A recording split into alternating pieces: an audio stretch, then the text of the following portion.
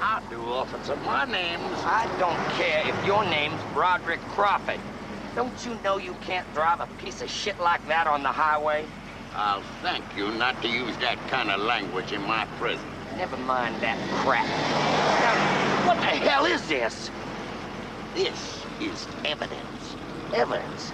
Well, I don't care what it is. You can't drive this piece of shit on my highway. I'm telling you for the last time.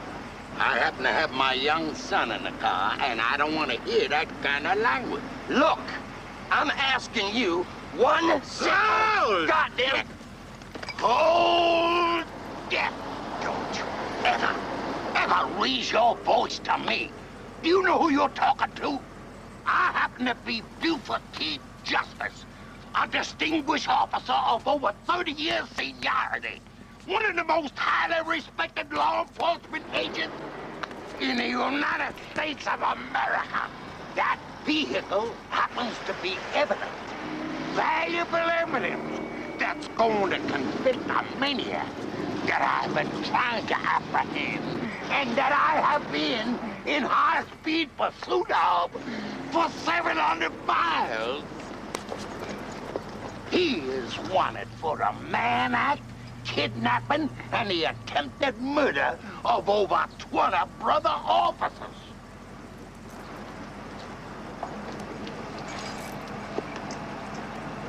Sir, I'm sorry. I had no idea. It never occurred to me. Well, please, sir, you proceed immediately. And, well, sir, I hope you'll accept my apologies for my profanity. Apology accepted. No.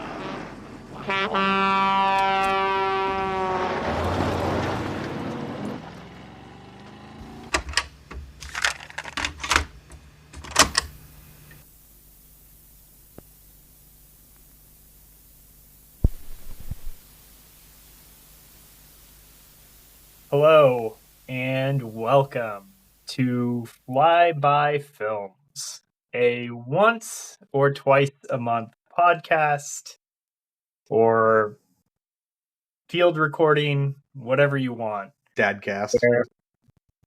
Yeah. Gadcast? No, Dadcast. Dadcast, sure.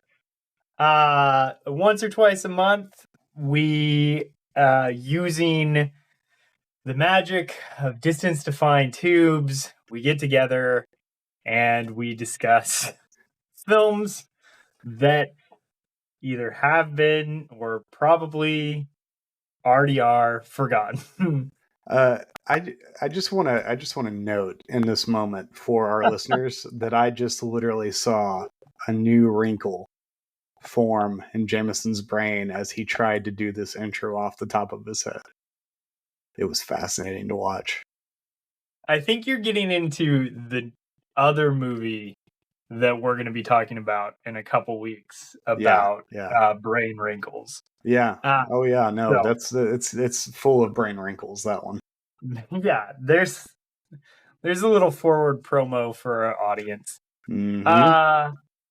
Yeah. So I'm over here in Chico, California, and you are there in Tulsa, Oklahoma. The one and only Green Country. Yeah. I'm not feeling super encouraged today. I can only imagine that you are not feeling super encouraged today. I never feel encouraged. I never feel encouraged at all. Like, name something in the world right now that is encouraging. That is encouraging. I had this good attitude a couple weeks ago. It was like I was feeling encouraged because there was a bright light in AI development where it was becoming more open source, and there's hope, and still a little bit of hope, that you're going to be able to have these very powerful AI agents on your home computer for very cheap and just be able to develop cool things with that. And then a multimillionaire came along and just shit on all over it, right? No. It's actually there's actually still hope about that. So I'm giving an example. Okay. I mean, I think the multimillionaires, not even the multimillionaires anymore. I don't think they have that much power. It's the billionaires, right? Hmm. They're trying to figure out how to stop this, but I don't know. We'll see. Well, this brings on a good question, and maybe this is a good way to start the podcast. Has nothing, literally nothing, to do with the film we're talking about. But do you know anything about the Fediverse? The Fediverse? Or the Fediverse? It's Um, the decentralized social networking platforms. It's like Mastodon. oh, I mean, Blue Sky, I think, is technically one of them. I know what these things are. Okay, I so I know very little. I just know that basically they tout the idea that it's basically they're becoming the anti-Twitter, the anti-TikTok, the anti-Instagram, whatever, anti-Facebook by basically decentralizing. So basically taking it out of the hands of any singular proprietary entity, and allowing people to create their own servers, and basically any device or app, even if one server gets shut down, it's not going to be able there. No one's going to be able to shut down all the servers. So you can just Sure. you can move your following over to a new server, and problem is solved. You don't have the issue of TikTok shutting down, or being disabled for however long. And so, as the computer genius that you are, what are your thoughts on decentralizing social networking, and is it actually going to solve anything? It seems, in my opinion, my layman opinion, and my anti-technology opinion, it seems to pretty much miss the whole point of why social media is bad. I mean, I don't know. I guess this idea of decentralizing is more it doesn't seem like that's I don't know. I would question if that term is the right term for this. It seems almost more like distributed. Um I mean, Well, they're not unless using distributive because that has communist undertones, and oh we all yeah. know how we Okay. feel about Americans and communism. So I'm not a computer genius, but I consider like myself a very, very beginner of like home labs, which is this whole following or whole like uh underground movement that basically like says like, oh, I don't want to go use I don't know uh Google storage Hmm. cloud. So Yeah. I'm just gonna host it on my home because technically like the cool thing is, the internet, it is all connected. So your home, like we don't think about it, but your home, like you can get to your home internet from another place in the world if Hmm. you're connected to the internet. We just have these things, our routers are set up to basically prevent that so that bad actors can't get into it, which Yeah. is actually pretty useful for the most part.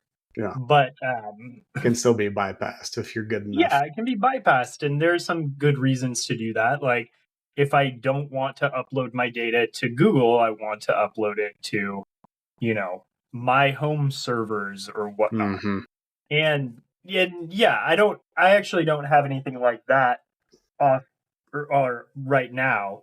I would love to someday set that stuff up, but I do host. I host a Hmm. chess bot at my house, and different things like that. So I'm much more interested in that, where I don't really care about bringing people together as much as I care about uh, I don't Fuck know, like community. yeah, fuck community. Uh no, I mean, I don't care about like mass amounts of people. And I guess if I You know who thought that else didn't care about mass amounts of people?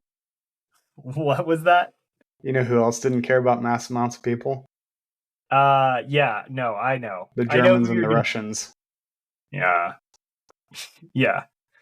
Um, and I guess I just don't see that necessarily in like Blue Sky.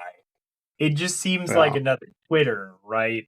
And so, But not yeah. even a good Twitter. Oh, I don't know. I actually Back haven't. in the heyday of Twitter was great back in the heyday, but and it wasn't and it was going downhill even before, Jackwagon took it over. Yeah. Well, I don't think it's Twitter anymore. It's X. Yeah. Everyone I see on other places is like, I refuse to call it X. It's Twitter to me. Yeah, I do that with Fuck ever. HBO Max. Oh, that was the worst thing to happen to my TV watching was them switching over to Max, because now it has all sorts of random shit that I don't care about. Yeah. Gosh. At At least I get it for free. So. Well, that's good. Yeah. So Jameson, Blake, are you wanting to be off the grid so that whenever California becomes part of the EU, you don't have to be a man of any country? No, I just want to be off the grid so that I can make my dumb shit and like share it with people. That's you know really... that you can do that on the grid, right? No, you can't. You have to pay every month. Oh, so money's the issue. Gotcha. Okay. Well, it's it's I mean, how much do you need a monthly? I'll give it to you. I don't need it. I just don't want. It's the principle. Oh, gotcha. The principle. Of paying someone. Well, now that we're in the rarefied air of principles, then this is a whole nother conversation. Principally speaking, I think it's all bullshit. What? All of it. All of it? Yeah. Philosophy, art, culture, language, science. It's just it's a whole lot of bullshit that human beings made up so that they could live their lives. Boring. Living is boring, Blake. Dude, it is so boring sometimes. It can be really boring. Yeah. You know what's not boring? What's that? You know what I am excited about? What are you excited about? My son has been really excited to see me when I get off work. Uh-huh. And he's in this incredible laughing stage right now. So he just giggles constantly. Mm-hmm. He's the constant giggler. So is he going to be the new Batman villain? The giggler? Maybe the giggler. Yeah. Yeah. I like it. Yeah, I seem to remember some of that at a certain age with Seamus. Owen will do his. Owen's quite good at doing a maniacal laugh. It's pretty common for me to pick up the kids from daycare, and on our drive home, we're like I'll just randomly do, and you'll hear from the back, right behind my driver's seat, he'll be like, nice. And then Seamus will join in, and everyone's just maniacally laughing in the car. So he's quite good at that. He's our evil little genius, even though he is not the most language-wise. He's on the struggle bus. So he'll learn. He'll get there. Oh, he'll get there. Yeah, there's no doubt. But that's what happens when you got an older brother who talks. talks a lot. That's true. That's true. I've heard this story so many times about Apparently it's a thing within childhood yeah, development. Language yeah. development for the second kid, especially if they're close in age, is it's a struggle. So Well, George, right? He has Yeah. 3 kids, and his 2 older ones are just they're talkers and whatnot. And then the youngest just kind of did that where he was like, "Oh, hey, I'm just happy." And I think he's like talking now and being all super fun. So, they eventually get there. So Our pediatrician is the best because whenever we told her our concerns about his language development, she was like, "But this lady is from either India or Pakistan. I don't know which." But she was like, both of my kids, she calls her kids assholes, which is awesome. She says my little assholes didn't start talking until they were 2, both of them. She says he's fine, he'll be fine. yeah, Whatever, don't even worry about it. He'll start yeah. talking when he wants to talk. So Well, yeah. I think so many times we want our kids to be like no later than the top of the bell curve. Yeah. But we forget that there's like a whole other normal side of the bell curve, right? Yep. Mm-hmm. So the 2 long sides on each end. Yeah. That's and all of those things are normal. Oh, completely normal. Yep. But also, thank you for bringing the bell curve up, considering it is, if you talk in certain progressive circles, it is deeply racist and problematic. So, Jameson, you just canceled our program. Well, all of the statisticians from the past were deeply problematic. So, aren't stats in general deeply problematic? No, my dad used to say that they were lies, damned lies, and stats. Not the underlying ideas, the way people use them. Yeah. But is there a person and or institution that uses it properly? Yeah. Who? Me. Well, yeah, but show me your work. Where have you published? No one gives a crap if it hasn't been out there. Well, I haven't published stats, but I've been published in the Journal of Algebra. Well, you should get published stat. Get it? I get it. Jameson, what is your favorite type of chocolate? Semi-sweet. Okay. Well, that's because what it's I got expected. that zing. Well, you're a baker, so that tracks. I would have been deeply, deeply concerned about your baking ability if you had said Hershey's chocolate. Yeah, well, Hershey's, I don't even consider that. It's shit. It's not good. I mean, it's shaped like shit, so yeah. I mean, the only good thing about Hershey's is like if you put on a s'more, but that's like putting the worst whiskey in a mixed drink. Of course, you're gonna put the worst whiskey in the mixed drink because why would you put good whiskey in a mixed drink? Is Hershey's owned by Mars? Are they? No. Probably. M&M and Mars. Well, M&M does not own anything except for himself. Yeah. Well, okay. But he does clean out his closet from time to time. I can't get this right. right. Hey, Jameson. Snap back to reality. Oh, there goes gravity. Is this an M&M song? Yes, it is. That I don't know. You should know because it is probably his most popular song. It was in the movie 8 Mile. The 8 Mile one? Yeah. That's a lyric in it? Yeah. All I know is the like intro, and then And so the part I just said is like right when the beat hits, when he starts actually rapping.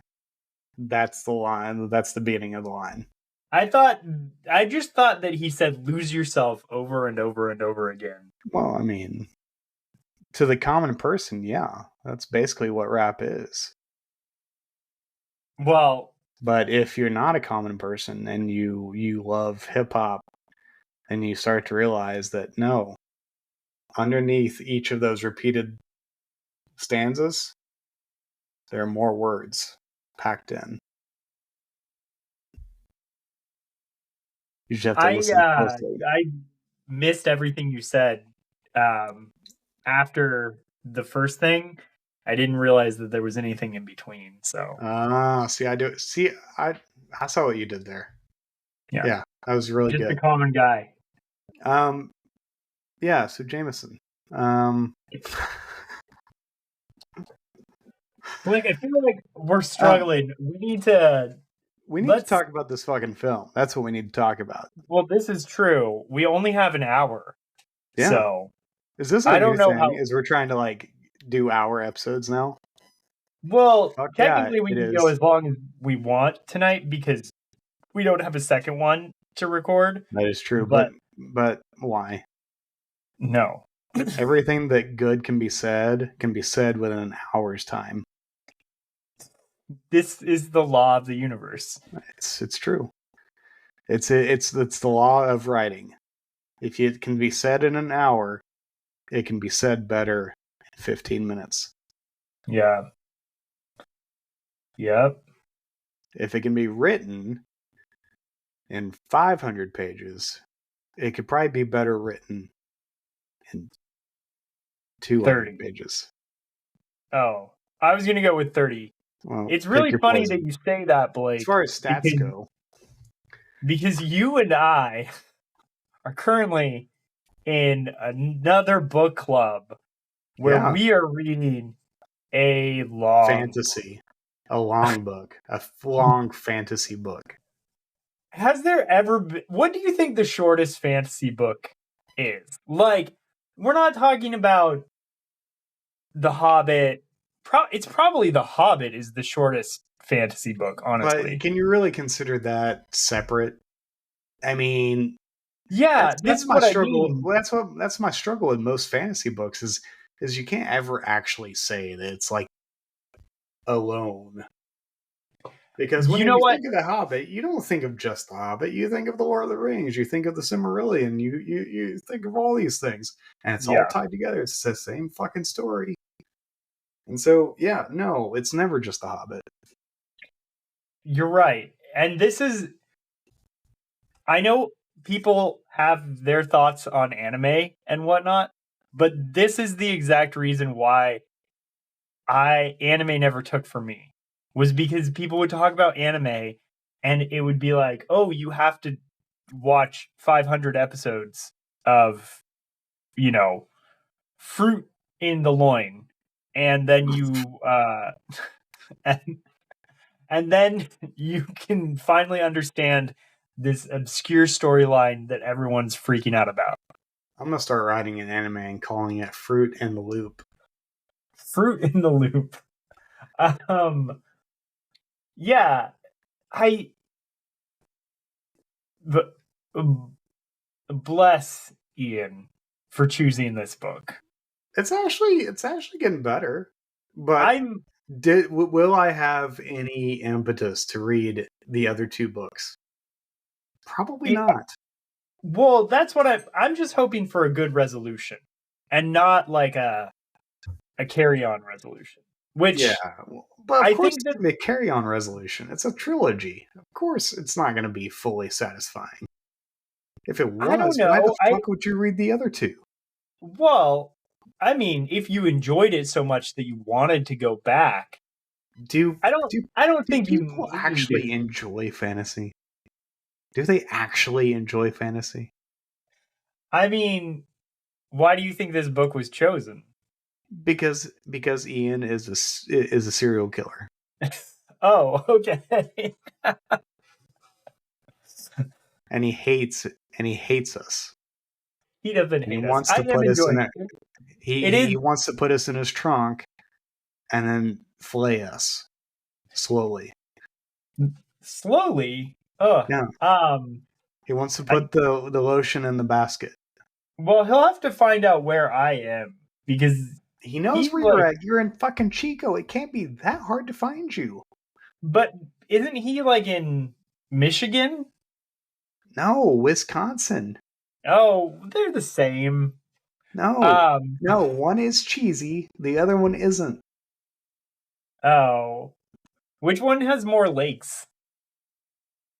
I mean, who owns the water? America, apparently, Apparently. Jeez. according to Google.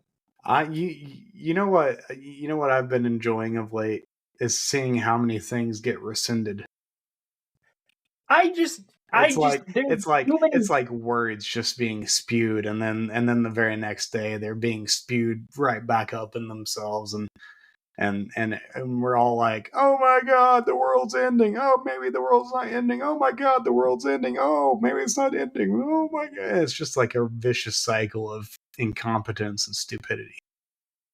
I think that's the thing is it's just exhausting, right? Oh, it's yeah. exhausting to keep track of all of these things. It's just, what is going on? Yeah. Who knows? This is why I'm we going to have read this some podcast. fantasy. Yeah. I'm going to read fantasy too, not by choice. Even though I might be getting an inkling of enjoyment out of it at this point. Yeah, no, it's enjoyable. I'm listening to it, so I already told you one of the most enjoyable facts about the narrator. Talk about the twerpiest protagonist. And what a whiny ass bitch. Woo. That's right, Ian. I said it. He's a whiny ass bitch. Does Ian listen? No. Why would well, he? He might listen to this because you're definitely going to tell him that we talked all about it. I'm gonna tell him that we talk shit on the book and him. Yeah, no. Yeah, he's pretty quirky. Yeah, most of my friends do not listen to this podcast. I don't know how I should feel about that, but well, I certainly. But one of my coworkers, who is also in the chess server, listens. Oh, nice. Mainly because she's in love with Jameson. Oh. Every time I tell her something new about you, she's like, "I got to meet this guy." Like, I mean, he's in Chico. You can go find him. You don't even have to know where he lives. Just knock on the door. I'm almost positive that you are misrepresenting me. So. Oh no, I never misrepresent my friends. Oh. I tell them with all the warts hidden. Well, that's a different type of with my friends. I am rose-colored glasses. I see no wrong or ill. That's literally misrepresentation. That's what I'm saying. Nah, it's putting your best foot forward. Oh. Well, I'm glad I'm your best. Brute Force, 1947. 1947. I was looking, so while I was waiting on you to jump on and figure out your headphone situation, which we never did, so I apologize if this audio sounds like shit, but I don't think it will. I was looking for a clip because I'm probably just going to. For those who don't know, we are recording the night before this is more than likely going to go out. So I'm literally going to end recording and then export this and then put it up to be scheduled for tomorrow. Because that's the kind of person I am. I like to put effort in my low effort podcast. But I was looking up a clip for the intro of the show, and I found one, but it wasn't this. I looked up Brute Force 1947 in YouTube just to see what hit, and there's a few videos that you can watch the whole movie and whatnot. Which is typical. That's what we like to see with our selections is easy and free pirated versions on various sites. But there was an intro by William Friedkin to Brute Force 1947. It was like 1:09 long, and I listened to the whole thing, and it was the dumbest shit I've ever heard in my entire life. Like he literally said shit like, "Yeah, I saw this in 1947 at the theater, and this was the first crime film by Jules Dassin. Some of y'all might know him from his French films, Rafifi, and blah blah blah, and all this stuff." And literally, he rambled like that for a minute and told me nothing I didn't already know. It was the dumbest. I almost did it as the clip, but then I was like, "That's insulting to our audience." Oh, I need to hear this, so I'm definitely gonna look this up. It is so fucking stupid. You go in, you're like, "Oh, William Friedkin. I mean, he has something interesting to say about this movie." No, he had jack shit to say about it, except his rambling, like, dementia-drained mind is recalling when he went to the cinema to see it. That is the only interesting information he told us. He clearly hadn't thought about this movie until the person literally at one point he says, "Oh my god, I never thought I would see this movie again." If that's not a fucking ringing endorsement for a film, I don't know what is. You know what's crazy though is this is a good movie. Oh, it's brilliant. I love it. I think if William Friedkin was in his right mind, you could be like, "Hey, this is William Friedkin. You've got interesting things to say. Maybe you don't. Maybe you just have interesting things to show us. Who knows? That could be. You don't need to say anything." There have been documentaries and crap about Exorcist and all this stuff showing William Friedkin. I've never watched any of them. This is the only time I've heard the man talk. And it was a minute of my life I'll never been able to get back. Well, now you're going to pass your darkness to me because I'm definitely going to watch that. Well, I am more power to you. More power to you. So I did something a little bit more lighthearted as an intro to this episode, and I think you'll appreciate it as well. But it's got a slight tie to the at least subject matter of the film. So, where did you first hear about this? Because you had seen this before when you suggested it as your pick. I had. So back when I was a brand new father, over 2 years ago. Oh man, long time. It feels like it. Yeah. Oh man. I'm not even giving you shit. I feel it. I feel it in my bones. Yeah. No, so back when I was a brand new father, I was like, hey, I just kind of have to be up all the time and around the house. Might as well just watch a shit ton of movies when I can. Yeah. You just like, especially with that never worked for me. What? That never worked for me. I got so excited when I had Seamus. I was like, I'm gonna get to like watch so much shit. I could never stay awake. I was so fucking tired all the time. I was like, this is not enjoyable to watch movies like this. I guess, like, I think some of it was like I had to kind of watch him sleep. I don't know. I don't know. Like, there was everybody develops their own rhythm. It'd be nice to sleep when the baby sleeps, and I'm sure it's going to be a much crazier thing for like anyone who has more than one, too. Yeah.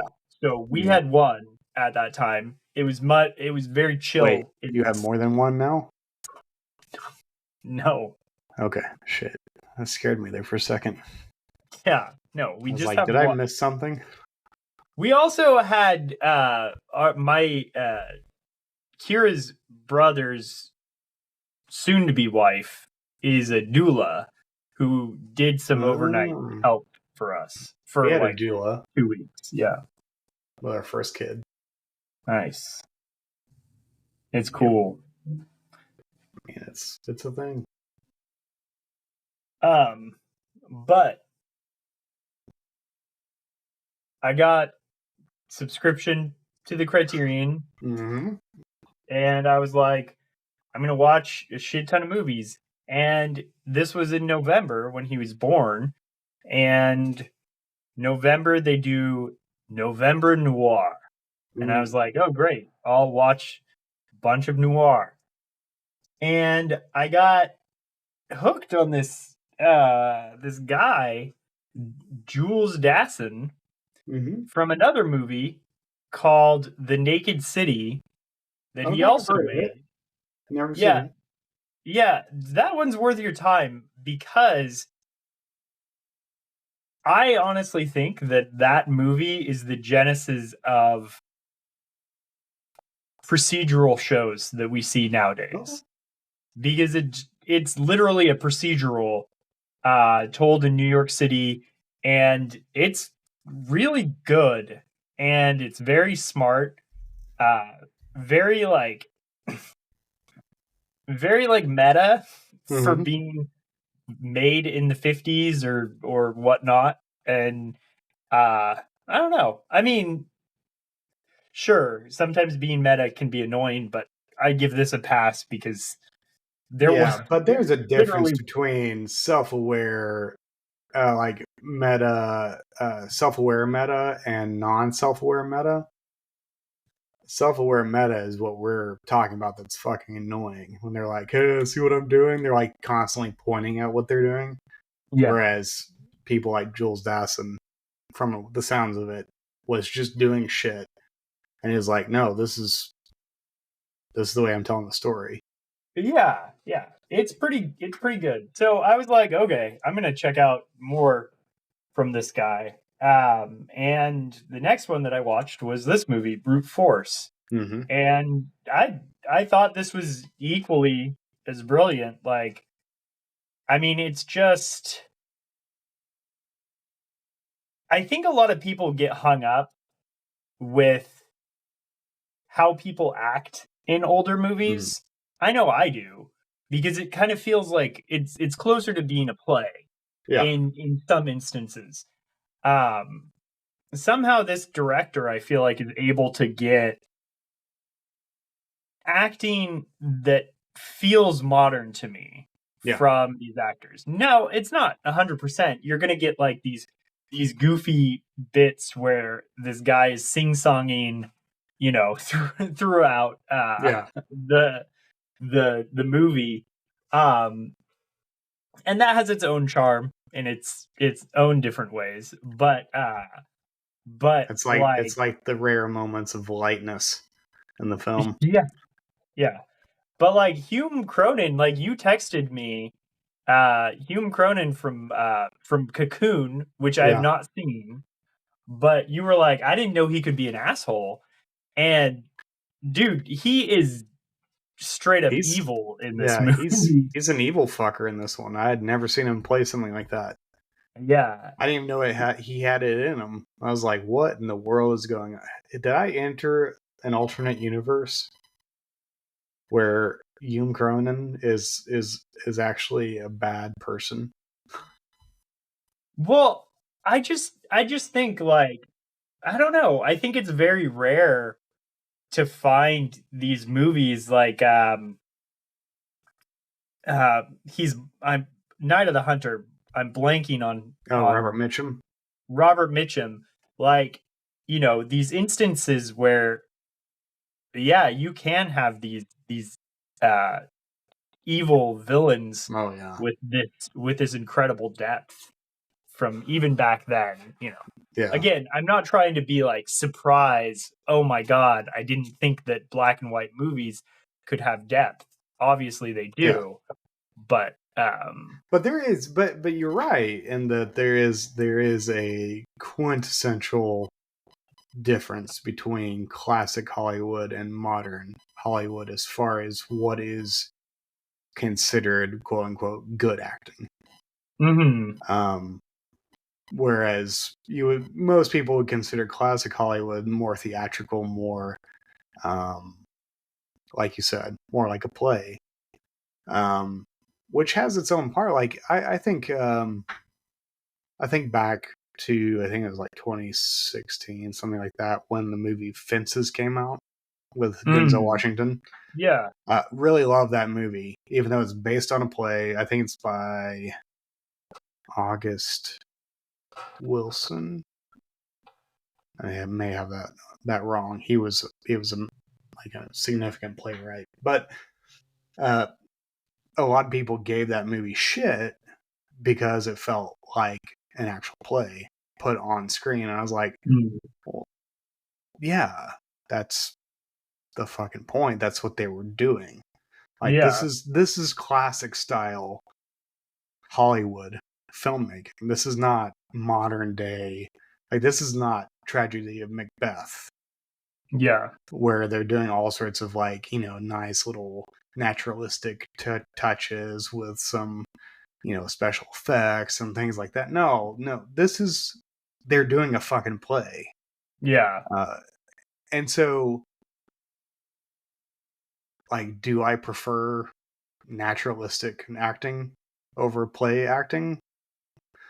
Probably, but it's comparing apples and oranges. Yeah, I think it's like a normative thing. Like, it feels normative, right? But but it's also you and I grew up in the age of naturalistic acting. Of course, it's normal for us to be like, oh, I prefer that. Yeah, that's what I meant. That it's naturalistic for us. Yeah, exactly. Whereas, it probably would have seemed weird. Yeah.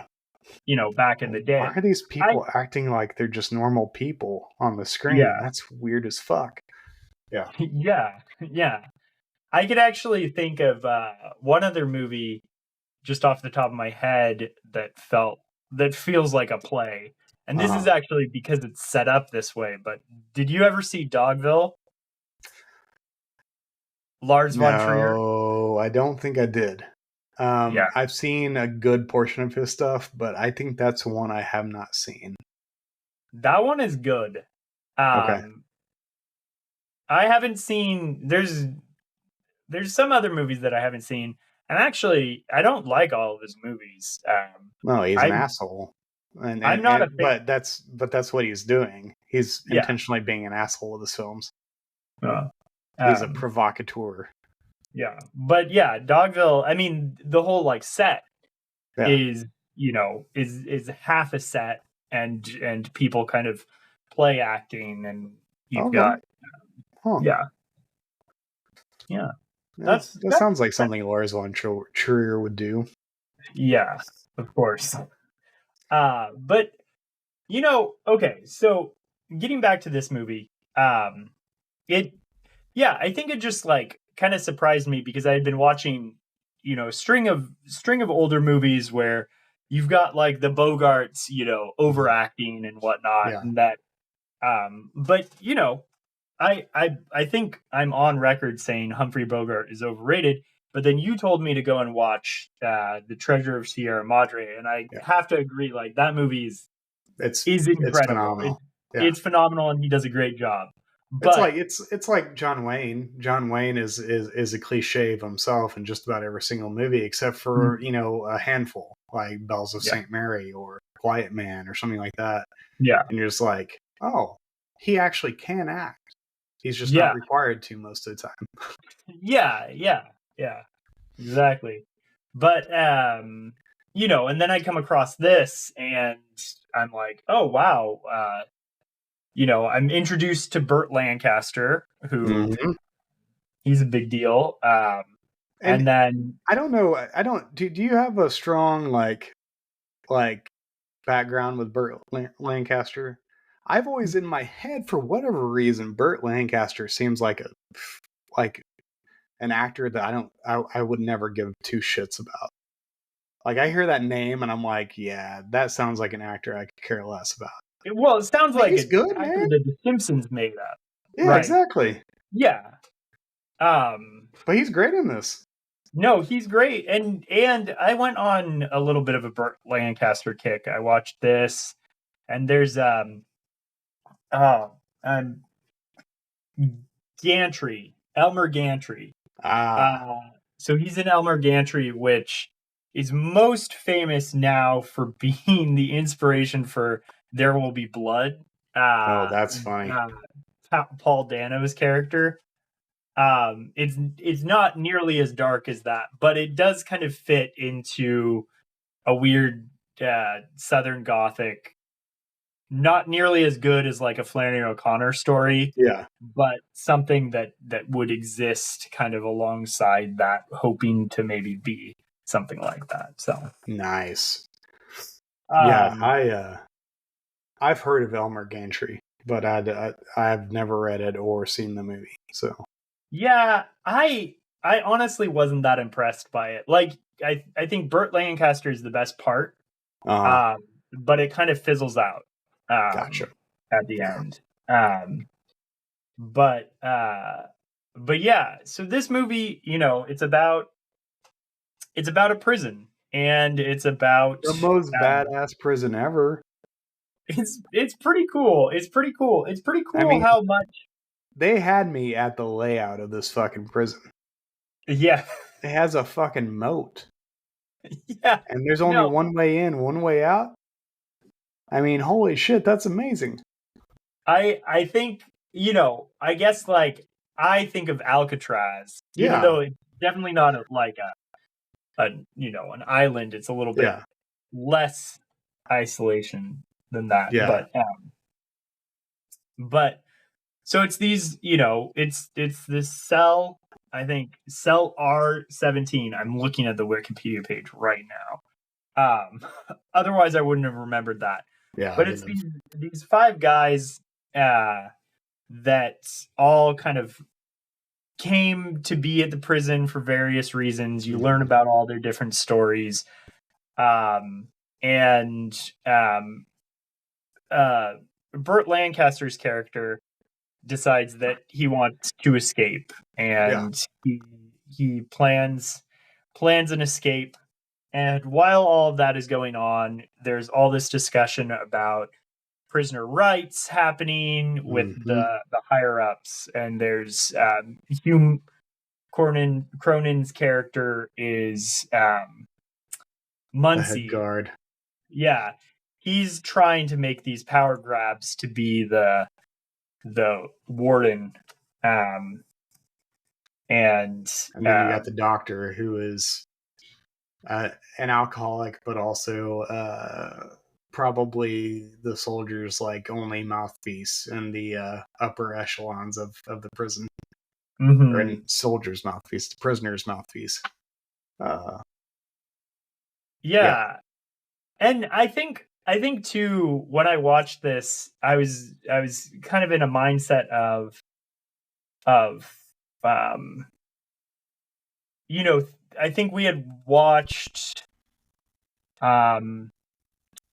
Brubaker recently, and I had been thinking about prison and kind of men stuck in prison and the history of prison. I've been something reading that you and I never talk about. Never. I've been reading this book called Locked In, that was pretty good, about kind of modern day situations. And so I think I was also taken aback at how kind of, I guess, interesting the conversation was in this movie about that, and about like, the idea of, yes, these men were not fit for society, but do you keep them locked up? Is that right? Is it good? And is it good to just get them to behave? Is that the whole point of this? Yeah. Or is it to, rehabilitate and whatnot? So, Well, it's funny how often we have, as we've kind of gotten progressed as a society. I'm not saying that all of the advice around parenting has been good or the directions have taken are good, but there is enough notable data in childhood development to say that like behaviorism doesn't really work. And yet we still expect behaviorism to work in prisons. And it's like, no, it doesn't work. It never works. Like, that's not how human beings process information. And that conversation is happening between Muncie and the doctor and the warden, specifically in the one scene and the towards the beginning of the movie. too. And yes, the senator. Yeah. Talking about like what actually gets the prisoner's ear, and the doctor is the only one saying it's not by fucking force, that's for sure. Yeah. You're only going to make it worse. And of course no one listens to that, because that's not the mindset that we're in whenever we're talking about criminals. Yeah. And so yeah, it's I mean, to expect any different is ludicrous. And yeah, our mentality around prison and rehabilitation has not changed all that much over the years. I do want to point out too that in addition to it having kind of a lot on its mind, I feel like script wise, it's a fascinating technical film too. Like there's just a couple standout scenes in my mind. One of them being this scene where they all the prisoners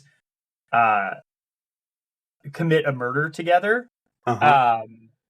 That's a fascinating scene. How they all kind of come together, and there's a almost a choreographed outbreak of stuff. Literally pressing a prisoner. Yeah, to kind of force an accident. Yeah. And then it just, when I first watched this, I was not expecting the crescendo at the end, because it literally explodes. Like the movie just builds to this insane climax. Yeah. And I still think, even action movies today probably don't hit these highs necessarily. And you know what's so brilliant about this movie though, and it's also its most depressing quality, is that whenever you're dealing with brute force is a perfect title for this movie. Because you're basically saying all of these people are trying to take power or take their own they're trying to get what they want through brute force or animalistic cruelty. And no one wins. Everyone dies. Yeah. Everyone that you spend the whole movie learning to care about or hating dies. There are no winners in this game. It's clear-eyed about the fact that no, these are criminals. Like they are not good people, but they don't deserve this. Like, and so it's like they're saying no one is the good person in this scenario. There are no good people in this scenario, but there are good. There's good that can be done that isn't being done by anybody. And so that's what I like about it is that it's not it's not making some grandiose stand about, these men are innocent or this guard is, a just a one-off villain. No, he's part of the system. The system built him. He's just as much part of the carrot and stick as the prisoners are. It's just that his carrot is different. And so, yeah, it's and the fact that I'm able to like care about all of the characters or like each of the prisoners so clearly by the end of the film that I'm actually sad to see them, picked off one by one. Yeah. That is a marvel. Like, this is not a long movie. Like, this is a nice little hour, 40-minute movie. It busts in, it busts out, and but whatever Dassin does, like he does it with efficiency, and he knows how to get people on the side of the prisoners, and he knows how to like make you hate Muncie. He knows how to do all these things in a very efficient manner. I appreciate directors who can do that. Yeah, it's less than 100 minutes. Yeah. So, yeah. Yeah. But Soldier was my favorite. Yeah, I was gonna say, you texted me when Soldier died. Oh man, something about that guy's face, man. Like the old cliche, like you've got like he's got kind eyes. Like Soldier has one of those faces that I'm like, I couldn't, even if he was playing a bad person, I'm not sure I could fully get on the side of like, this guy is bad. He just seems kind. Yeah. I think all the things that you said, I agree with. I think I was watching a lot of, like I said, I was watching a lot of noir when I watched this, and those movies are kind of about darkness and they generally have kind of twists and turns that are more implied than external. Yeah. And this fits into the noir kind of, but it really is kind of its own thing. Yeah. So I think I was just so like shocked by this movie in that way too. So that's why I chose it. I honestly can't say too many bad things about it. I think, Calypso's character is kind of cheesy. That's but even that's not that bad. So no, it happens so rarely. It's not even. Yeah. And if it'd be one thing if he was a bad singer or something. But he's actually a pretty good singer. So it doesn't quite fit the tone of the rest of the movie, but at the same time I'm like, I don't mind it.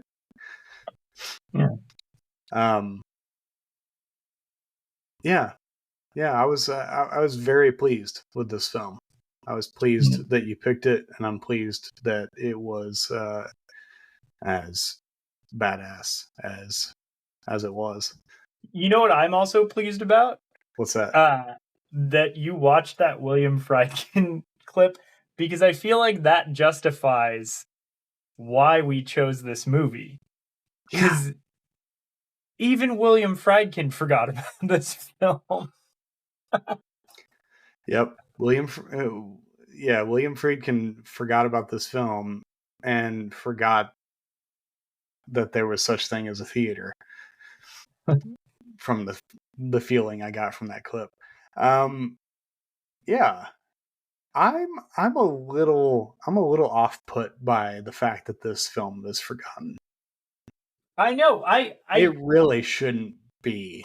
Like, this should be like front and center. Well, that's what I'm wondering is, okay, so you've got you've got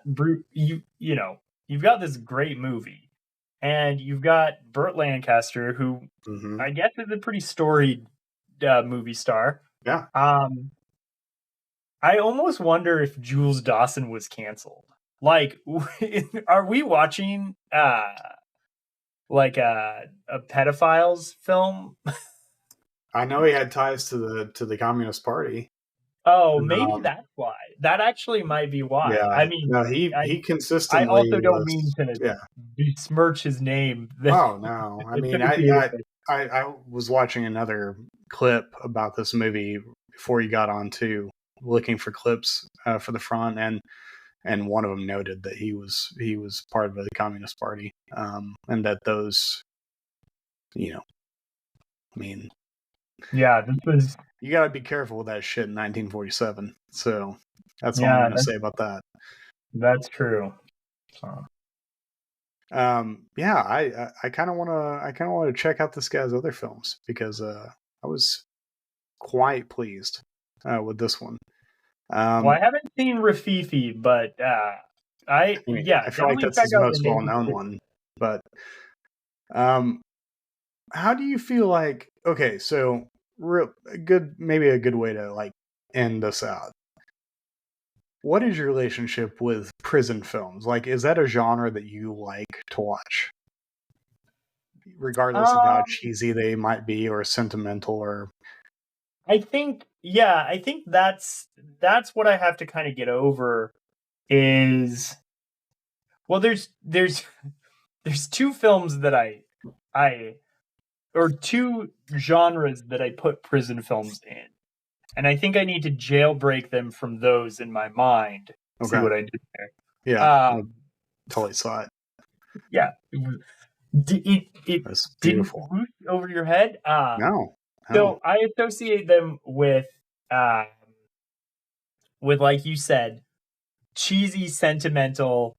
No offense, it's a great film, but Shawshank Redemption and The Green Mile. Yep. Very much, I like both of those movies, and those are clearly in these are big villains. You're rooting for the prisoners because they're clearly the good people. And then the other type of film that I think of is like mafia movies where there's some sort of organized crime going on, and that's the role of the prison, as an outlet for that. I think I tend to avoid those types of movies for whatever reason, even though the mob movies, and I've seen mob movies. I tend not to. It's not of high interest to me. I still haven't seen The Irishman. And I'm sure it's a great film, but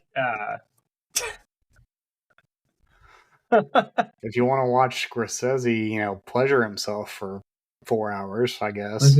This is true. I think I would rather watch the more recent one, right? I think I'd rather just watch another movie 3 times than watch that.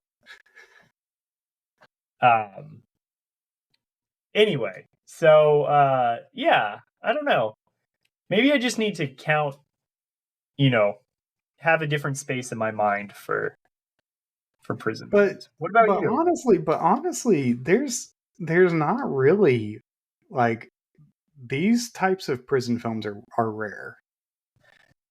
Like you really don't get this kind of prison film. Like most of the time, your films are going to be in the Shawshank Redemption kind of vein, where it's clear that you're meant to be on the side of the prisoners, and it's just an evil big boss at the end of the film. At the end of the film, that has to be defeated. But it takes into no consideration that all of the machinations of this whole system create both sides of it. I mean, and that's why it's so nostalgic and why it's so cheesy and sentimental is because it's not realistic in a these aren't like real a moral depth. It's not. There's no moral depth here. They can't be real murderers. Yeah, or else exactly. You can't take their side. Now, to make you feel for a well-drawn pedophile in prison can be done, but you're constantly struggling in your head. This is a pedophile, like, yeah. But you feel for him, and so you're like, that's just. Whenever you hit that, you're like, okay, this person's doing something here. Like, well, he's yeah, making you fight against your worst, like. And there's an interesting like direction here in this movie where the backstories that you get for each of these prisoners are clearly told from their perspective. Yeah. So you definitely get this sense of unreliable narrator. Yes, very much. And so you're like, oh, okay, you probably deserve to be here. You're giving me the sob story. And this is why the women having such a like a throwaway element is so fat. Like it's perfect because you're the only way you're getting any information about them is through the man's recollection or story about why he's in. Yeah, and it all filters through their poster. Exactly. Yep. Which is great. Yeah. No, it's a really, I think, like, it's a well done storytelling technique. Yeah. No. Everything about this film just worked like a charm. I was quite impressed, but I was not happy with you by the end. I was like, holy shit. You texted me immediately and you were like, I've been shook. This is a sad movie. Yeah. Yeah. Well, and then I got about a week later, I got a text back from you, and you're like, "Oh, I'd forgotten how sad this movie was. I'm sorry." You're right. It wasn't called Light Unforce. It was called Brute Force. It wasn't light compunction. Compunction. No. Yeah. I can't think of words. Yeah. Well, do you have a favorite noir film? No. I mean, I think I would put this and The Naked City kind of up there. So you're a Jules Dassin honestly, boy. like, I really was like, for neo-noir, I would probably do Dark City, just because I've got, nostalgia for that. It was a fucking good movie, though. Yeah. I really like I like Brazil as well. Never saw Brazil. Neo-noir. Yeah, it's really good. Is that Terry Gilliam? It's Terry Gilliam. Gotcha. Okay. And I feel like I didn't really appreciate it when I was a kid, but having a job and having to be an adult makes me appreciate the satire of bureaucracy. When you just said, I'm not sure I fully comprehended it as a kid. I'm like, can a kid fully comprehend any Terry Gilliam film? It's not exactly the most kid-friendly director of all time. Yeah. Maybe Life of Brian. I feel like that's pretty good for. That's fair for like a junior higher, right? Did he direct Holy Grail? I don't think he directed Holy Grail. I feel like he did at least one of the. Oh, he did. He did Time Bandits and the Adventures of Baron von Munchausen. I like both of those, but that's those are great. But I'm on the Wikipedias right now. Oh, he did. Okay, so then that would be another one. I would say it would be because I remember my dad showing me Holy Grail and just laughing my ass off. I was a kid. Yeah, specifically throwing the cow and whatnot over the wall. Oh my god, I was rolling. Yeah, he didn't do Life of Brian. He did Holy Grail. So yeah, which is weird because I would have pegged him as Life of Brian. That's kind of his. That's more his style, at least in my mind. I'm not the Christ. He's the Christ. Yeah. No, I love this film. Thank you for picking it. Yeah. Well, I'm excited to watch or to chat about the next film too. Yeah. We'll see if you're as appreciative of my pick of it as I was of this pick. I think we'll find some common ground for sure. Okay. Beautiful. Beautiful. Yeah. All right, dude. All right, sweet. Well, good talking to you. Good talking to you. I'll see you next time. You know what? Bye. Bye.